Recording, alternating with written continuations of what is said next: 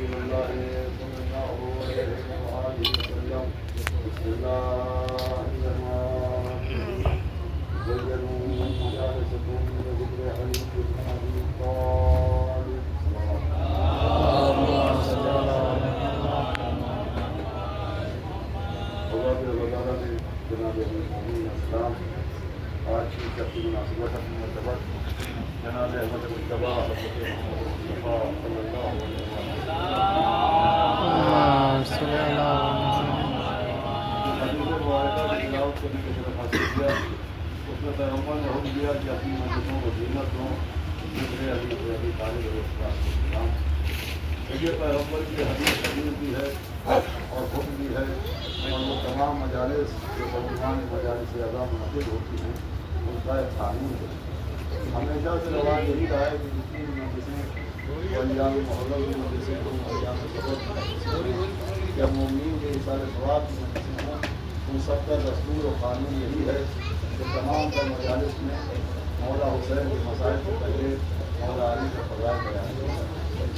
کربلا سے پہلے حدیث کا ذکر ہوتا ہے, شہادت سے پہلے مولا علی کی ولایت کا ذکر ہوتا ہے, یا حسین سے پہلے یا علی کی آوازیں بلند ہوتی ہیں.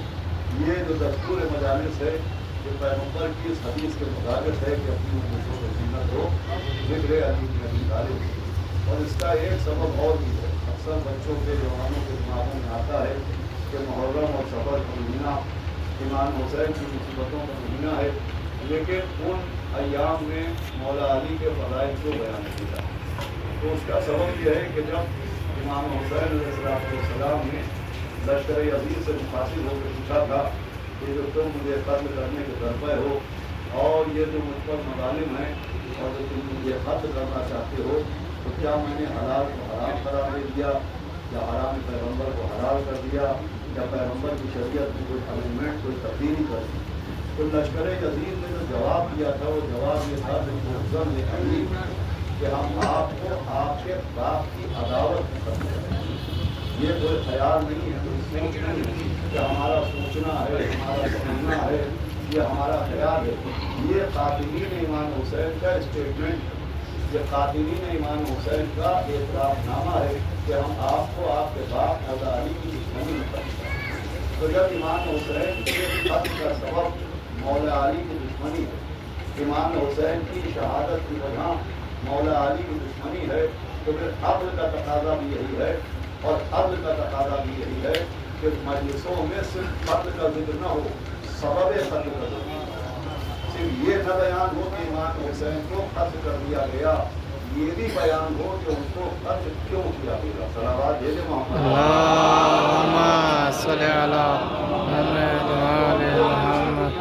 مسائل سے پہلے مولا علی کے فضائل ہوتے ہیں, شہادت سے پہلے فضیلتیں بیان ہوتی ہیں اور مولا علی کے فضائل کے ذریعے لوگوں کو سمجھایا جاتا ہے کہ قاتلین امام حسین کا مذہب کیا تھا اور وجہ قتل امام حسین کیا تھا. اب کربلا میں امام حسین کی شہادت ان کے قتل کا سبب بہت زیادہ رحمت نہیں ہے, مولا علی کی دشمنی ہے. سوال یہ ہے کہ آخر مولا علی سے دشمنی کا سبب کیا تھا؟ جو مولا علی سے عداوت تھی تو مولا علی سے عداوت کا سبب کیا تھا؟ بھوکوں کے منہ میں دیوالے رکھنے والا, زخمیوں کے مرہم پر مرہم لگانے والا, بیواؤں کے گھروں میں چولہے جلانے والا, یتیموں کے منہ میں اپنے ہاتھوں سے لقمے رکھنے والا, آخر مولا علی سے دشمنی کا سبب کیا تھا؟ تو جو مولا علی سے دشمنی تھی اور آج تک مولا علی سے دشمنی ہے وہ اس لیے نہیں ہے کہ ان کے پاس زمینیں بہت ہیں, ان کے پاس جائیداد بہت ہے, ان کے پاس مال و منان بہت ہے, ان کے پاس دینار و درہم بہت ہے. مولا علی سے جو عداوت ہے وہ اس لیے نہیں کہ ان کے پاس دولت بہت ہے, عداوت اس لیے ہے کہ ان کے پاس فضائل بہت ہے. صلوات پڑھے محمد والے. اللہم صلی علی محمد وآل محمد. دشمنی کا سبب یہ ہے کہ یہ مولود کعبہ کیوں ہیں, یہ کل ایمان کیوں ہیں, یہ مرد میدان کیوں ہیں, یہ فاتح خیبر کیوں ہیں, یہ ثانی کوثر کیوں ہیں, یہ جناب امین کیوں ہیں, یہ مولا غدیر کیوں ہیں, ان کی شان میں آیا بلغ کیوں ہے, ان کی شان میں قرآن کی آیتیں کیوں ہیں. جو مولا علی سے دشمنی ہے وہ مولا علی کے فضائل کی وجہ سے, فضیلتوں کی وجہ سے, مناقب کی وجہ سے. اصل عداوت جناب امین کا سبب ہے ان کے فضائل. اب وہ لوگ جو مولا علی کے فضائل کی وجہ سے ان سے دشمنی رکھتے ہیں وہ ظاہر تو مولا علی کا دشمن ہے، لیکن جو فضائل کی وجہ سے مولا علی کا دشمن ہے وہ اصلاً صرف علی کا دشمن نہیں ہے، وہ ساتھ ساتھ خدا کا دشمن بھی ہے۔ اس لیے کہ مولا علی کے پاس جتنے فضائل ہیں وہ مولا علی کی تمنا نہیں ہے، وہ اللہ کی مشیت ہے۔ بھائی آپ ایک دعا میں ایک حدیث میں نہ دکھا پائیں گے کہ کبھی مولا علی نے فضائل مانگے ہوں۔ کسی دعا میں مولا علی نے نہیں کہا کہ اللہ مجھے کل ایمان بنا دے، مجھے مرد میدان بنا دے، مجھے ساقی کوثر بنا دے، مجھے فاتح خیبر بنا دے۔ یہ جملہ رہے گا نہ جائے گا۔ مولا علی نے کبھی فضائل مانگے ہی نہیں ہیں، مانگا ہے تو ابو الفضل کو مانگا اللہم صلی علی محمد وآل محمد۔ اپنے لیے فضائل کی تمنا نہیں کی۔ آپ دیکھ لیں خود مولا علی نے نہیں کہا ہوگا کہ یا اللہ خانہ کعبہ کی دیوار میں دروازہ بنا دے، یہ تو اللہ کی مرضی تھی جو خانہ کعبہ کی دیوار میں دروازہ بن گیا۔ ہمارے یہاں مولا علی مسجد نبوی، خانہ کعبہ کا دروازہ تو خانہ کعبہ کا دروازہ ہے۔ جب پیغمبر نے مسجد نبوی بنائی تو سب کے دروازے سوائے مولا علی کے دروازے کے بند کر دیے گئے۔ دروازوں کا معاملہ یہ تھا کہ جب مسجد نبوی بنی تو اس میں دو دروازے تھے، ایک باہر گلی میں نکلتا تھا، ایک لوگوں کے گھر مسجد سے ملے ہوئے تو مسجد کے اندر نکلتا تھا۔ نبی ممبر پر گئے تو کہا سب کے دروازے بند ہو جائیں سوائے مولا علی کے دروازے۔ تو لوگوں کو اپنے دروازوں کے بند ہونے کا غم نہیں ہوا، علی کا دروازہ کھلا ہونے کا غم ہوا۔ میں کہوں گا اگر مولا علی کا دروازہ مسجد میں بند بھی ہو جاتا تو میرے مولا کی صحت پر فرق کیا پڑتا؟ اس لیے کہ مسجد نقل کعبہ ہے، جب کعبے کا بند دروازہ علی کو نہ روک پایا تو مسجد کا بند دروازہ علی کو کیا روک پاتا؟ تو لوگوں نے بلیم کیا نبی کو کہ یہ آپ کے بھائی ہیں، آپ کے داماد ہیں، آپ نے ان کی محبت میں ان کا دروازہ کھلا نہیں دیا۔ نبی ممبر پر گئے اور فرمایا کہ نہ تمہارے دروازے میں نے بند کروائے ہیں، نہ علی کا دروازہ میں نے کھلا رکھا ہے۔ جن کے دروازے اللہ نے چاہا ان کے دروازے بند ہو گئے، اور جس کا دروازہ اللہ نے چاہا اس کے دروازے کھلے۔ تو یہ جو مسجد میں مولا علی کا دروازہ کھلا، یہ فضیلت مولا علی کی اپنی وجہ سے نہیں ہے، اللہ کی وجہ سے۔ خود کبھی مولا علی نے فضیلتوں کی تمنا ہی نہیں کی۔ آپ دیکھ لیجئے مولا علی کو اللہ نے مولا بنانے کا حکم دیا، ایک حدیث نہیں ملے گی کہ نبی سے مولا علی نے کہا کہ یا نبی اللہ غدیر میں میرا اعلان کر دیجئے۔ علی نے نبی سے نہیں کہا کہ میرا اعلان کر دیجئے، خدا نے نبی سے کہا کہ یہ نہ کیا تو کچھ نہ کیا۔ صلوات بھیجے محمد اللہم صلی علی محمد یا علی۔ اللہم صلی علی محمد یہ نہ کیا تو کچھ نہ کیا۔ یہ جملہ اسی جملے میں گفتگو کو تمام کرنا ہے۔ اس کا مطلب یہ کہ حقدار فضائل علی ہیں مگر ذمہ دار فضائل خدا ہے۔ حقدار فضائل علی ہیں، ذمہ دار فضائل خدا ہے۔ جتنے بھی فضائل مولا علی کے دامن میں ہیں وہ مولا علی کی اپنی دعاؤں کی وجہ سے نہیں ہے، اللہ کی مرضی کی وجہ سے۔ خانہ کعبہ میں دروازہ بنا اللہ کی مرضی سے، مولا علی کے لیے آیتیں نازل ہوئی اللہ کی مرضی سے، وہ کل ایمان کہے گئے اللہ کی مرضی سے، اللہ نے انہیں ساقی کوثر بنایا اپنی مرضی سے۔ تو ذمہ دار فضائل خدا ہے اور حقدار فضائل علی ہیں۔ میں اس کی اتنی سامنے کی مثال آپ کو دینے جا رہا ہوں کہ آپ کے لبوں سے صرف بات نہیں نکلے گی، آپ کے دلوں سے دعا بھی نکلے گی۔ دیکھیے ذمہ دار فضائل خدا ہے، یہ جو فضائل مولا علی گئے اس کا ذمہ دار خدا ہے اور فضائل کے حقدار مولا علی ہیں۔ اس کی سب سے بڑی دلیل یہ ہے کہ جب مومنین موجود ہوتے ہیں اور ذاکرین مولا علی کے فضائل بیان کرتے ہیں تو جیسے جیسے ذاکر مولا علی کے فضائل بیان کرتا ہے مجمع سے بھی آوازیں آتی ہیں، وہ آوازیں ابھی آپ سنیے گا۔ میں نے کہا علی کعبے میں پیدا ہوئے، آپ نے کہا سبحان اللہ۔ میں نے کہا مولا علی نے کلہ ازگر چیرا، آپ نے کہا سبحان اللہ۔ میں نے کہا مولا علی نے مغرب سے سورج پلٹایا، آپ نے کہا سبحان اللہ۔ سبحان اللہ۔ میں نے کہا مولا علی نے مرحب کو پچھاڑا، آپ نے کہا سبحان اللہ۔ میں نے کہا مولا علی نے درے خیبر اکھاڑا، آپ نے کہا سبحان اللہ۔ میں نے کہا علی ساقی کوثر، آپ نے کہا۔ میں نے کہا علی فاتح خیبر، آپ نے کہا۔ میں نے کہا علی کل ایمان، آپ نے کہا۔ میں نے کہا علی مرد میدان، آپ نے کہا۔ میں نے کہا علی استاد جبرائیل، آپ نے کہا۔ میں بیان کر رہا ہوں فضائل علی کے، تو آپ تعریف کر رہے خدا کی۔ صلوات بھیجے محمد وآل محمد یا علی۔ اللہم صلی علی محمد وآل محمد۔ فضائل مولا علی کے بیان ہوتے ہیں، آوازیں آتی ہے سبحان اللہ، آواز آتی ہے جزاک اللہ، آواز آتی ہے ماشاء اللہ. تو یہ مولا علی کے فضائل میں آپ کا سبحان اللہ کہنا بتاتا ہے کہ حقدار فضائل علی ہیں، ذمہ دار فضائل خدا ہے. صلوات بھیجے محمد. اللہم صلی علی محمد وآل محمد. تمام کہہ رہا ہوں تو عداوت تھی مولا علی کے فضائل. اب فضائل سے کیوں عداوت تھی؟ 5 منٹ میں سننے کے مسائل. مولا علی کے فضائل سے عداوت اس لیے تھی کہ مولا علی کے فضائل فضائل نہیں ہیں، مولا علی کے فضائل قرآن کے دلائل ہیں. بھائی قرآن میں جتنی باتیں ہیں وہ دعوے ہیں، اور دعویٰ بغیر دلیل کے مانا نہیں جاتا. قرآن نے دعویٰ کیا ہے، فضائل علی نے اس کی دلیلیں پیش کی ہیں. قرآن نے، میں آسان کرتا ہوں بچے ہی بیٹھے، قرآن میں جتنے واقعات ہیں قرآن نے سنائے ہیں، وہ واقعات قرآن نے تصویروں کی شکل میں دکھائے نہیں ہیں. اور انسان کا مزاج یہ ہے کہ جب تک سنی ہوئی بات کو دیکھ نہ لیا جائے اطمینان نہیں ہوتا. ہم آپ ہیں شیخ الانبیاء جناب ابراہیم کرے پالنے والے، دکھا دے مردے کیسے زندہ ہوتے ہیں.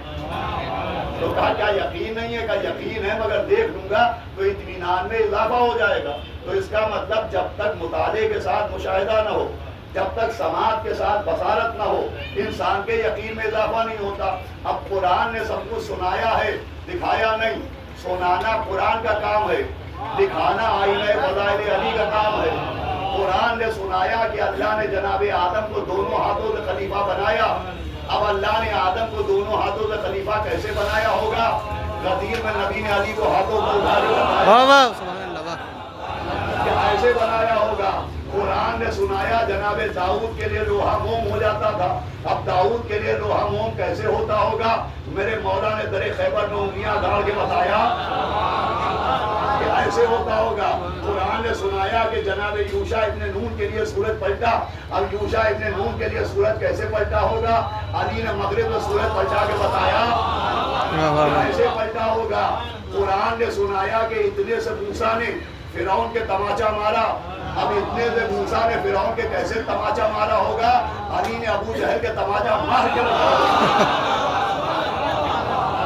کیا ایسے مارا ہوگا؟ ارے قرآن نے سنایا کہ جناب عیسیٰ دنیا میں آتے ہی باتیں کرنے لگے تو آغوش مریم نے عیسیٰ کیسے بولے ہوں گے؟ علی نے 13 رجب کو نبی کی گود میں بول کے بتایا کہ ایسے بولے. صلوات بھیجے. اللہم صلی علی محمد وآل محمد. یا علی یا علی.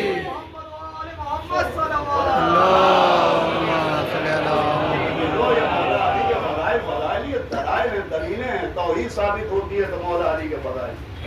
اللہ ہے یہ ثابت ہوتا ہے تو مولا علی کے فضائل تو ثابت ہوتا ہے. اللہ کے علاوہ کوئی اللہ نہیں ہے یہ بھی ثابت ہوتا ہے تو مولا علی کے فضائل سے. بھائی جس پر نبی نے پرچم توحید بلند کیا، کوئی سورج کو خدا کہہ رہا تھا، کوئی ستارے کو خدا کہہ رہا تھا، کوئی ہوا کو خدا کہہ رہا تھا، کوئی پتھر کو خدا کہہ رہا تھا. یہ کس نے دلیل دی کہ پتھر خدا نہیں؟ یہ کس نے دلیل دی کہ سورج خدا نہیں؟ یہ کس نے دلیل دی کہ ہوا خدا نہیں؟ یہ میرے مولا نے دلیلیں دی، اور کتنی آسانی سے دی کہ سورج کو مغرب میں پلٹا کے بتایا کہ یہ خدا نہیں، پتھر کو عالم گاڑ کے بتایا کہ یہ بھی خدا نہیں، ہوا کے اوپر قدم ٹکا کے بتایا کہ یہ بھی خدا نہیں، بس آخری جملہ اور خود سجدہ کر کے بتایا کہ میں بھی خدا نہیں. اللہم صلی علی محمد وآل محمد. خود سجدہ کر کے بتایا کہ میں بھی خدا ہوں، اور ایسا سجدہ کہ کائنات کی آنکھوں نے ایسا سجدہ دیکھا. آج ہی کی شخص تھی جب مولا کائنات اپنی چھوٹی بیٹی کی افطار کر دے رہا. یہ باپ و بیٹی کی محبت عجیب ہے. کربلا میں بھی ہم نے دیکھا کہ ایک امام جانے والا ہے تو بار بار کبھی چھوٹی بیٹی کے رخساروں پر پیار کرتا نظر آ رہا ہے، کبھی سینے پر لٹاتا نظر آ رہا ہے. آج ہی کی تاریخ تھی، یہی وقت تھا کہ مولا کائنات نے آخری افطار جناب ام کلثوم کے کیا. باپ و بیٹی کی محبت. خود کسی نے مولا علی سے کہا تھا کہ یا علی دعا کیجئے اللہ مجھے ایک بیٹا دے دے. تو مولا علی نے فرمایا تھا یقیناً انشاءاللہ اللہ تمہیں بیٹا دے گا، لیکن خالی بیٹوں کی دعا نہ مانگا کرو، بیٹیوں کی دعا بھی مانگا کرو. अल्लाह से बेटी भी मांगा करो। तो उसने कहा या अली ये बेटी पर इतना जोर क्यों दे रहे हैं? तो मौला अली ने फरमाया इसलिए जोर दे रहा हूँ कि बेटियां बाप के जनाजे की जीनत होती है। ये जुमला अगर आप समझ गए रोने को बहुत होगा। क्या बेटियां बाप के जनाजे की जीनत होती है। आपने देखा होगा जब किसी मोमिन का इंतकाल होता है और अगर उसकी बेटियां होती हैं तो जब घर से जनाजा निकलने लगता है तो सबसे ज्यादा चीखों की आवाजें बेटियों की होती है। बेटियां बाप के जनाजे से निपट जाती है, चीख चीख के रोती है कि बाप के जनाजे से निपट के रोना जनाजे की जीनत है। मैं कहूँगा हे मेरे मौला, करबला में कानून बदल दिया गया। वहाँ बेटी तो है मगर बाप के जनाजे पर रोने नहीं पा रही है। कोई तमाचे मार रहा है, कोई कानों से गोशवारे छीन रहा है। हाँ मौला कायनात ने आखिरी मर्तबा अपनी बेटी बीबी उम्मे कुलसूम क्या अवतार किया। जनाब उम्मे कुलसूम कहती है कि 19 की जब मैंने अपने पापा को इतना बेचैन देखा कि कभी इतना बेचैन नहीं देखा था। मैंने कहा कि बाबा बड़ी बड़ी जंगें हो गई, बड़ी बड़ी मुश्किलें आई, कभी आपके चेहरे पर इतना इस्तिराब नहीं था। आवाज दी बेटी अब हम अल्लाह की बारगाह में जाने वाले हैं। उसके बाद मौलाए कायनात ने इबादत अंजाम दी। आधी शब गुजरी थी कि बीबी उम्मे कुलसूम से कहा अच्छा बेटी हम मस्जिद की तरफ जा रहे हैं। अभी आप पढ़े थे कि जंजीर दर आपके कमर से लिपट गई। ऐसा महसूस हो रहा था जैसे बेज़बानी में कह रही हो कि आका मस्जिद न जाइए। हाँ दो मंजर है, एक इमाम मस्जिद की तरफ चला तो जंजीर दर कमर से लिपट गई, एक इमाम मक्तल की तरफ चला तो 4 बरस की बच्ची घोड़ों के सुमों से लिपट गई। अरे नींद आएगी वो आपकी जब पाऊंगी बाबा, मैं रात को मक्तल में चली आऊंगी बाबा। इधर आगे बढ़े थे कि मौलाए कायनात के घर में जो बतखें थी, मुर्गादियां थी, उन्होंने अपनी चोंचों से मौलाए कायनात के दामन को पकड़ लिया। ज़बान बेज़बानी से कह दिया आका न जाइए। मौलाए कायनात ने दस्ते शफ़क़त फेरा, आवाज दी उम्मे कुलसूम देखो जब तक घर में दाना पानी हो तब तक इन मुर्गादियों को रखना, वरना अगर दाना पानी न हो तो इन्हें भूखा प्यासा न रखना। अल्लाह अकबर। ए अली मुर्गादियों की प्यास का इतना ख्याल है। हाय करबला जहाँ 4 बरस की सकीना आलतन की सदाएं बरस कर रही है। लीजिए मौलाए कायनात चले मस्जिद कूफा में आए। इब्ने मुल्जिम मुरादी तलवार को छुपाए हुए मस्जिद कूफा में औंधे मुसो रहा था। मौलाए कायनात ने ठोकर लगाई, आवाज दे उठ नमाज का वक्त करीब आने को है। उसके बाद आप मेहराब मस्जिद में गए। इधर जनाब हुदैफा यमान कहते हैं मौलाए कायनात के सहाबी कि मैं थका हुआ कहीं बाहर से आया था, 19 की शब थी, मैं आते ही सो गया। मेरी बीवी ने मेरा कांधा हिलाया कि हुदैफा उठो नमाज के लिए मस्जिद न जाओगे। हुदैफा कहते मैं इतना थका हुआ था, मैंने कहा अभी मैं जाता हूँ। ये कह के मैं फिर सो गया। हुदैफा कहते फिर उसके बाद बहुत जोर से मेरी बीवी ने झिझोड़ा, अरे हुदैफा उठो। हुदैफा कहते मैंने पूछा कि अजान खत्म हो गई? कहा मस्जिद से अजान की आवाज नहीं आ रही, आवाज कद खुदरा अमीरुल मोमिनीन। अरे अमीरुल मोमिनीन कत्ल कर दिए गए, अमीरुल मोमिनीन मार दिए गए। हुदैफा कहते मैं मस्जिद की तरफ चला, मैंने देखा एक मशकूक आदमी अपना चेहरा कंबल से छिपाए हुए मस्जिद की तरफ से बाहर जा रहा था। कहते मुझे शक हुआ, मैंने उसके गरेबान पर हाथ डाला। मैंने कहा अरे सब मस्जिद जा रहे, तू कहाँ जा रहा है? उसने गरेबान छुड़ाया कि मुझे बाहर जाना है। अब जो उसने गरेबान छुड़ाया, कंबल हटा, मैंने देखा कंबल के अंदर खून से सनी हुई तलवार थी। मैंने कहा आओ लोगों आओ, यही अली का कातिल है। लीजिए हुदैफा अपने साथियों के साथ इब्ने मुल्जिम को गिरफ्तार करके लाए। उधर मेरा मौला मेरा अली तो क्या बिगाड़ा था अली ने किसी का? दोनों हाथों में मट्टी उठा उठा के अपने सर के सर पे डाल रहे थे। अली तो ये जुमला समझ गए तो रोने को बहुत होगा। मौलाए कायनात के भी सर पर तलवार मारी गई। और 10 मुहर्रम को मौला अली की तमन्ना जनाबे अब्बास के सर पर ही गोल मारा गया। बाप बेटे की मुसीबत एक जैसी, बाप बेटे के साथ में एक जैसे, मगर एक फर्क था, जब बाप के सर पर तलवार पड़ी तो बाप के हाथ खुले हुए थे। मट्टी उठा उठा के सर में डाल रहे थे, लेकिन हाय अली की तमन्ना, जब सर पर गोल लगा तो हाथ कहाँ जो जख्मी सर को संभाले। लीजिए मौलाए कायनात के सामने इब्ने मुल्जिम मुरादी को गिरफ्तार करके लाया गया। इमाम ने एक जुमला पूछा कि इब्ने मुल्जिम क्या मैं तेरा ابن ملجم نے کہا یا علی آپ سے بہتر انسان زمین کے سینے پر نہیں آیا، آسمان کی آنکھوں نے نہیں دیکھا۔ کہا پھر مجھے قتل کرنے کا سبب؟ کہا یا علی جسے جہنم کھینچ رہا وہ کیا کرے؟ اس کے بعد ابن ملجم کچھ بے چین ہوا، اپنے ہونٹوں پر زبان پھیری، وارے میرا کریم مولا، آواز دی بیٹا حسن یہ جو شربت ہمارے لیے لائے ہو لاؤ، یہ ہمارے قاتل کو پلا دو۔ میں کہوں گا یا علی ابن ملجم کو شربت پلا دیجئے، لیکن امام حسین کی آنکھوں پر ہاتھ رکھ دیجئے، ورنہ بیٹا کہے گا بابا آپ نے قاتل کو شربت پلا دیا، میرا آگمہ ایریا میں کر کے مارا گیا، میرا آگمہ لہو کر کے شہید ہو گیا۔ لیجئے مولا علی بمن کے تمام ہے، مولا علی کو امام حسن امام حسین، آپ نے سنا ہوگا گلیم کا تابوت، کل صبح مسجد کوفہ سے گلیم کا تابوت برآمد ہوتا ہے۔ گلیم کہتے ہیں کمبل کو، یہ گلیم کا تابوت اس لیے کہلاتا ہے کہ ایک کمبل میں مولا حسن و مولا حسین نے مولا علی کو رکھا اور کمبل میں لے کے گھر کی طرف چلے۔ ابھی تھوڑی دور چلے تھے کہ مولا علی نے آنکھ کھولی، آواز دی بیٹا حسن ہم کہاں آ گئے؟ آواز دی بابا اب گھر بالکل قریب میں ہے۔ کیا ساتھ میں کون ہے؟ کیا چاہنے والے فریاد کر رہے ہیں، اہل کوفہ رو رہے ہیں؟ آواز دی دیکھو ان کو دعا کہہ دو اور ان سے کہہ دو کہ ہمارے گھر تک نہ آئے، یہ واپس چلے جائے۔ آواز دی بابا یہ آپ کی عیادت کو آ رہے ہو، تمام ہوئی۔ آواز دی بیٹا حسن گھر پر ہماری بیٹیاں تڑپ رہی ہوں گی، ہماری زینب رو رہی ہوگی، ہم نہیں چاہتے کہ ہماری زینب کی آوازیں ان نامحرموں کے کانوں میں جائیں۔ یا علی فریاد، یہ 40 ہجری کا کوفہ ہے جہاں آپ کو زینب کی آوازیں نامحرموں کو کانوں میں جانا پسند ہے۔ یا علی یہی کوفہ ہوگا، یہی زینب ہوگی، ہاتھ گردن کے پیچھے بندھے ہوں گے، سر پر چادر نہیں ہوگی۔ جب اس گھر کے سامنے سے گزرے گی تو زینب آواز دے گی بابا ایک دن تم نے ہمارے پردے کا کتنا خیال کیا، آج یہی کوفہ ہے، یہی تمہاری بیٹیاں ہے۔